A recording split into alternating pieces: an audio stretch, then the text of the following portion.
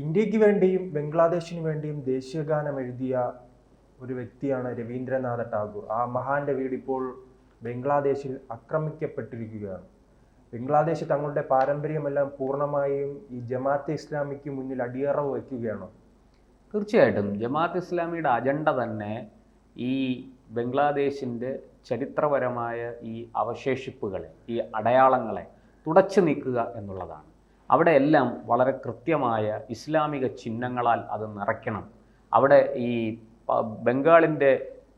ബംഗ്ലാദേശിൻ്റെ ശരിക്കും അത് ബംഗാളാണ്, കിഴക്കൻ ബംഗാൾ എന്നാണ് അത് അറിയപ്പെടുന്നത്. പണ്ടത് വിഭജിച്ചപ്പോൾ തന്നെ ബ്രിട്ടീഷുകാർ 1905 അത് കിഴക്കൻ ബംഗാൾ എന്നും പടിഞ്ഞാറൻ ബംഗാൾ എന്നും പറഞ്ഞാണ് വിഭജിച്ചത്.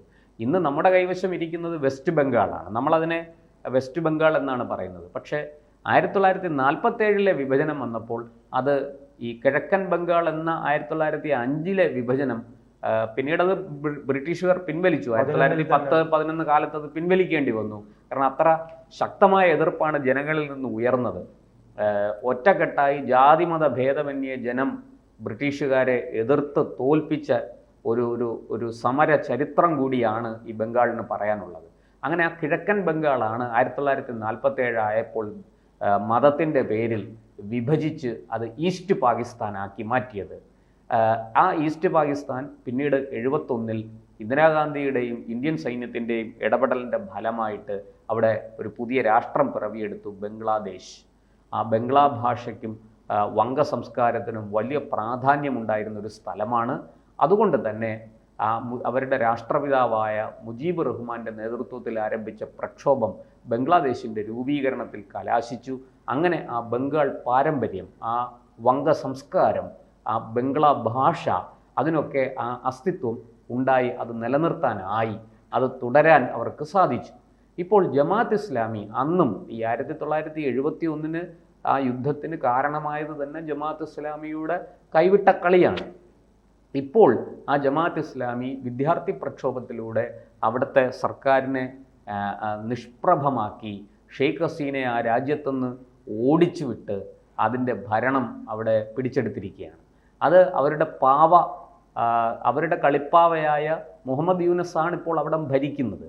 അങ്ങനെ ആ മുഹമ്മദ് യൂനസിൻ്റെ തണലിൽ അവിടെ ജമാഅത്ത് ഇസ്ലാമി അഴിഞ്ഞാടുകയാണ്. ശരിക്കും നമ്മളിത് നേരത്തെ പ്രതീക്ഷിച്ചതാണ്.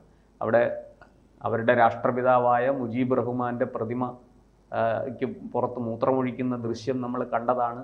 അതുപോലെ ആ പ്രതിമ എടുത്ത് മാറ്റി, ഇപ്പോൾ നമുക്കറിയാം നോട്ടിൽ നിന്ന് കറൻസിയിൽ നിന്ന് മുജീബ് റഹ്മാന്റെ ചിത്രം മാറ്റി, അദ്ദേഹത്തിന്റെ ഈ മരണ ദിവസവും ജനന ദിവസവും അവിടെ അവധിയായിരുന്നു. അതെല്ലാം മാറ്റി എല്ലാ അർത്ഥത്തിലും ഈ രാഷ്ട്രപിതാവ് എന്നുള്ള സ്ഥാനത്ത് നിന്ന് പോലും അദ്ദേഹത്തെ എടുത്തു മാറ്റി. അങ്ങനെ ഈ ജമാഅത്ത് ഇസ്ലാമിയും അവരുടെ പാവ സർക്കാരും ചേർന്ന് വളരെ കർശനമായ ഈ പറയുന്നത് പോലെ ഒരു ഇസ്ലാമിക വൽക്കരണം, ശരീഅത്ത് അടിച്ചേൽപ്പിക്കാനുള്ള കൊടിയ പരിശ്രമം അവിടെ നടത്തിക്കൊണ്ടിരിക്കുകയാണ്. ബംഗ്ലാദേശിനെ ഒരു മതരാഷ്ട്രമാക്കി മാറ്റാനുള്ള പരിശ്രമത്തിലാണ് ഈ പറയുന്ന ഇവർ മുന്നോട്ട് പോകുന്നത്, ജമാഅത്ത് ഇസ്ലാമിയും അവർ നിയോഗിച്ചിരിക്കുന്ന പാവ സർക്കാരും. അതുകൊണ്ട് തന്നെ അവർക്ക് ഈ ടാഗോറിന്റെ മതമായിരിക്കുമോ ഇതിന് കാരണം? തീർച്ചയായിട്ടും ടാഗോറിൻ്റെ മതം മാത്രമല്ല, ടാഗോറിൻ്റെ പ്രവൃത്തികളും അദ്ദേഹം ജീവിച്ചിരുന്നപ്പോൾ ചെയ്ത കാര്യങ്ങൾ നമുക്കറിയാം. ശാന്തിനികേതനിൽ അദ്ദേഹം വിശ്വഭാരതി എന്നൊരു സർവകലാശാല സ്ഥാപിച്ചു. അവിടെ പാരമ്പര്യത്തിൽ ഊന്നിയുള്ള വിദ്യാഭ്യാസമാണ്. അതായത് ഒരു വ്യക്തിയെ സംസ്കരിച്ച് ഒരു പൂർണ്ണനായ ഒരു മനുഷ്യനാക്കി മാറ്റുക എന്നുള്ളതാണ് ശാന്തിനികേതൻ സ്ഥാപിച്ചതിലൂടെ രവീന്ദ്രനാഥ് ലക്ഷ്യമിട്ടത്. ടാഗോർ നമുക്കറിയാം, അദ്ദേഹം ജനഗണമനയ്ക്കൊപ്പം അദ്ദേഹത്തിൻ്റെ അമാർ ഷോണാർ ബാംഗ്ല എന്ന് പറയുന്ന കവിതയാണ് ബംഗ്ലാദേശിൻ്റെ ദേശീയ ഗാനം. ആ ദേശീയ ഗാനവും ഇപ്പോൾ അവിടുന്ന് വളരെ താമസിയാതെ തന്നെ എടുത്തു മാറ്റിയേക്കും എന്നുള്ള ഒരു ഭയം പൊതുവെ സാംസ്കാരിക ലോകത്തിനുണ്ട്. ഇപ്പോൾ ഈ ശരിക്കും ടാഗോർ കൊൽക്കട്ടയിലാണ് ഏറിയ കാലം ജീവിച്ചതെങ്കിൽ അദ്ദേഹത്തിൻ്റെ കുടുംബവും തറവാടുമെല്ലാം ഇന്നത്തെ ബംഗ്ലാദേശിലാണ്. അത് ആ ബംഗ്ലാദേശിൽ ശരിക്കും ബംഗ്ലാദേശിൻ്റെ അദ്ദേഹത്തിൻ്റെ കുടുംബ വീട് എന്ന് പറയുന്നത് ബംഗ്ലാദേശിലെ കച്ചാരി ബാരി എന്ന പേരിൽ അതിപ്പോൾ ഒരു മ്യൂസിയമാണ്. അവിടെ ടാഗോറിൻ്റെ കൃതികൾ സൂക്ഷിച്ചു വച്ചിട്ടുണ്ട്. അതുപോലെ തന്നെ അത് ഒരു സംരക്ഷിത സ്മാരകമാണ്. അവിടേക്കാണ് ആൾക്കൂട്ട ആക്രമണം ഉണ്ടാകുകയും സാരമായ കേടുപാടുകൾ അതിന് സംഭവിക്കുകയും ചെയ്തിരിക്കുന്നത്. അത് എന്ന് മാത്രമല്ല, ഇപ്പോൾ അഫ്ഗാനിസ്ഥാനേക്കാൾ വലിയ രീതിയിൽ മതം വിഴുങ്ങുകയാണല്ലേ? അതെ, മതം ബംഗ്ലാദേശിനെ വിഴുങ്ങിക്കൊണ്ടിരിക്കുകയാണ്. ഇത്തരം സംഭവങ്ങൾ നാം പണ്ട് അഫ്ഗാനിസ്ഥാൻ, അതെ, ബുദ്ധപ്രതിമ തകർക്കലും ഒക്കെ നമ്മൾ കണ്ടതാണ്. അഫ്ഗാന്റെ ആ പാരമ്പര്യം മുഴുവനും തച്ച് തകർക്കുന്ന കാഴ്ച, താലിബാൻ തച്ച് തകർക്കുന്ന കാഴ്ച നമ്മൾ ഏതാണ്ട് 2 പതിറ്റാണ്ട് മുമ്പ് നമ്മൾ കണ്ടതാണ്. ഇപ്പോഴിതാ അതുപോലെയാണ് ഈ ബംഗ്ലാദേശിലും. ഈ ടാഗോറിന് ഇല്ലാത്ത ബംഗ്ലാദേശ് എന്ത് ബംഗ്ലാദേശാണ്? ടാഗോറിൻ്റെ കവിതകളില്ലാത്ത, ടാഗോറിൻ്റെ കയ്യൊപ്പില്ലാത്ത ബംഗ്ലാദേശ് എങ്ങനെയാണ് ബംഗ്ലാദേശ് ആവുക? അവരുടെ പാരമ്പര്യത്തെ നിഷേധിച്ചുകൊണ്ട്, അവരുടെ ചരിത്രത്തെ തമസ്കരിച്ചുകൊണ്ട്, ടാഗോറിനെ നിഷ്കാസനം ചെയ്തുകൊണ്ട് ബംഗ്ലാദേശിനൊരു അസ്തിത്വം ഉണ്ടാകുമോ?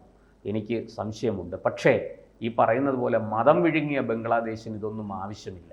അവിടെ സംസ്കാരമുള്ള ജനതയെ അവർക്ക് ആവശ്യമില്ല.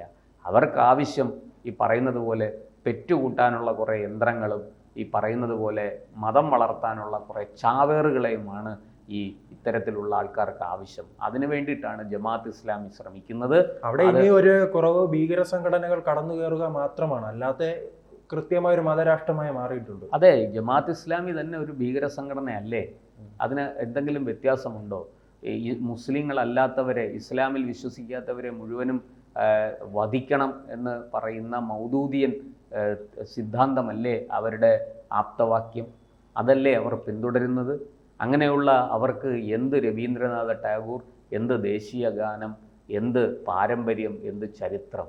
അപ്പോൾ പാകിസ്ഥാനെ പോലെ തന്നെ ഒരു മതരാഷ്ട്രമായി മാറി മതം വിഴുങ്ങി മതം മാത്രം ഭക്ഷിച്ച് ജീവിക്കുന്ന ഒരു ജനതയെ സൃഷ്ടിക്കാനാണ് ജമാഅത്ത് ഇസ്ലാമിയുടെ ശ്രമം. അതവർ ഇതിൽ മറ്റൊരു കാര്യം നാം നോക്കുമ്പോൾ ഇതങ്ങനെ പെട്ടെന്ന് ഉണ്ടായതല്ലേ? വർഷങ്ങളായി അവർ പണിയെടുത്താണ് പെട്ടെന്ന് ഒരു വളരെ കുട്ടികൾ, വിദ്യാർത്ഥികൾ സംവരണ പ്രക്ഷോഭവുമായി ബന്ധപ്പെട്ട് സമരത്തിനിറങ്ങുന്നു. പിന്നീട് ആ രാജ്യത്തിലേക്ക് ഇത്തരം ഒരു നോബൽ സമ്മാന ജേതാവ് കടന്നു വരുന്നു. പിന്നെ കാണുന്നത് എല്ലാ ന്യൂനപക്ഷങ്ങൾക്കെതിരായുള്ള വേട്ട, ബുദ്ധന്മാർക്കെതിരായിട്ടുള്ള വേട്ട, ഹിന്ദുക്കൾക്കെതിരായിട്ടുള്ള ഒരു വേട്ട. അങ്ങനെ ഒരു എത്രയോ വർഷം മുമ്പ് പ്ലാൻ ചെയ്ത ഒരു സംഭവം നടപ്പിലാക്കി. അതെ, അതായത് അഫ്ഗാനിൽ എന്താണ് സംഭവിച്ചത്? സോവിയറ്റ് യൂണിയനെതിരായ യുദ്ധത്തിന് അഫ്ഗാനെ അമേരിക്ക ഉപയോഗിച്ചപ്പോൾ ആ അഫ്ഗാനിലെ ഈ മതരാഷ്ട്രവാദികൾ അമേരിക്കയുടെ സഹായം സ്വീകരിച്ചുകൊണ്ട് അമേരിക്കയുടെ പണം വാങ്ങി, അമേരിക്കയിൽ നിന്ന് ആയുധങ്ങൾ വാങ്ങി, അവസാനം അമേരിക്കയ്ക്കെതിരെ തിരിയുന്ന കാഴ്ചയാണ് നമ്മൾ കണ്ടത്. പാകിസ്ഥാനിലും ഇത് തന്നെയാണ്. ഈ മതരാഷ്ട്രവാദത്തിൻ്റെ ഭീകരമായ ഒരു മുഷ്ടിക്കുള്ളിൽ പെട്ട്, കൈക്കുള്ളിൽ പെട്ട് ഞെരിഞ്ഞമരുന്ന ഒരു രാഷ്ട്രവും ജനതയുമാണ് പാകിസ്ഥാനിലുള്ളത്. അത് തന്നെയാണ് ബംഗ്ലാദേശിലും അവർ നടപ്പാക്കിക്കൊണ്ടിരിക്കുന്നത്. ഇത് തന്നെയാണ് അവർ ഇന്ത്യയിലും നടപ്പാക്കാൻ ആഗ്രഹിക്കുന്നത്. പക്ഷേ ഇന്ത്യയിൽ ഭൂരിപക്ഷം വരുന്ന 85% വരുന്ന ജനത അത് അനുവദിക്കുന്നില്ല. അവർ ശക്തമായിട്ട് ചെറുത്തു നിൽക്കുന്നു. അതുകൊണ്ട് ഇന്ത്യയിൽ ആ ഒരു തന്ത്രം വിലപ്പോകുന്നില്ല. പക്ഷേ ഈ സാംസ്കാരിക ചിഹ്നങ്ങൾ, പാരമ്പര്യത്തിൻ്റെ അടയാളങ്ങൾ ഒക്കെ തകർത്തെറിഞ്ഞ് ബംഗ്ലാദേശിനെ ഒരു മരുഭൂമിയേക്കാൾ ജീർണിച്ച അവസ്ഥയിലേക്ക് കൊണ്ടുപോകാനാണ് ജമാഅത്ത് ഇസ്ലാമി ഈ നീക്കങ്ങളൊക്കെ നടത്തുന്നത്. അതിൻ്റെ ആദ്യത്തെ പടിയാണ് ഈ മുജീബ് റഹ്മാനെയും ടാഗോറിനെയും അവരുടെ ഓർമ്മകളെയും അവരുടെ അടയാളങ്ങളെയും ഒക്കെ മായ്ച്ചു കളയാൻ ജമാഅത്ത് ഇസ്ലാമിയുടെ നേതൃത്വത്തിൽ നടക്കുന്ന ഈ ശ്രമങ്ങൾ. കൂടുതൽ വാർത്തകളും വിശേഷങ്ങളും നിങ്ങളിലേക്ക് എത്താൻ ABC മലയാളം സബ്സ്ക്രൈബ് ചെയ്യുക, ബെൽ ബട്ടണും അമർത്തുക.